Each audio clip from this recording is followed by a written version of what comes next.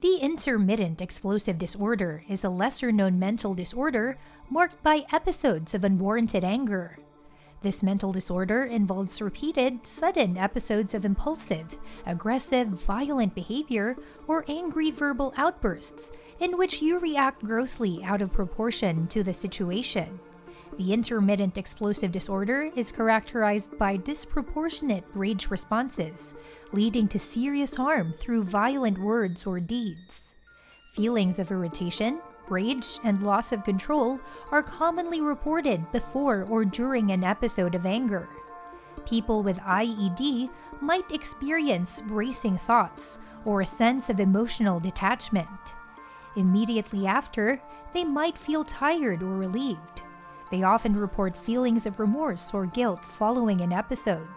For some individuals with IED, these episodes occur regularly.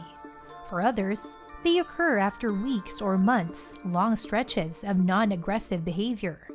Verbal outbursts may occur between acts of physical violence. Often, this mental disorder is misunderstood, as well as Hulk syndrome. This syndrome is characterized by explosions of anger. These explosions often turn into violent behavior. The medical name for it is the syndrome of Amok. However, people associate it with the green monster Hulk. To better understand the symbolism of the Hulk about intermittent explosive disorder, it is important to analyze the factors that have contributed to the development of this syndrome. Banner suffered severe trauma as a child inflicted by his father, and repressed it in his subconsciousness. Because Banner's mind is incredibly complex, the original trauma associated with the event that triggered his transformation into the Hulk stimulated the emergence of various aspects of his personality, corresponding to the different stages of his life. Banner morphs into the Hulk when he gets angry. His behavior is uncontrollable, and he's driven by anger. One of the main factors of Hulk's mental disorder is his history of physical abuse.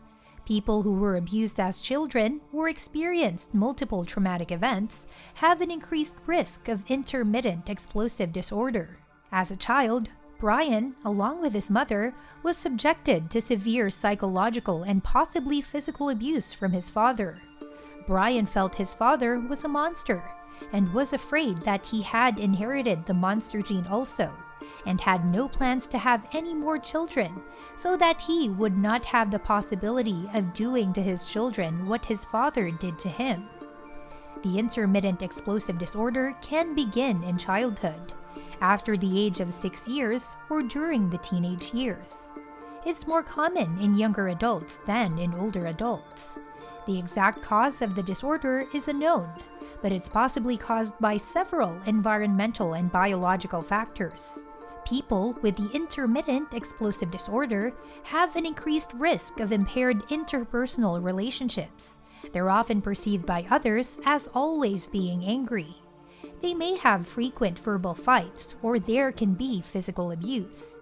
These actions can lead to relationship problems, divorce, and family stress. Other complications of the intermittent explosive disorder may include job loss, school suspension, car accidents, financial problems, or trouble with the law.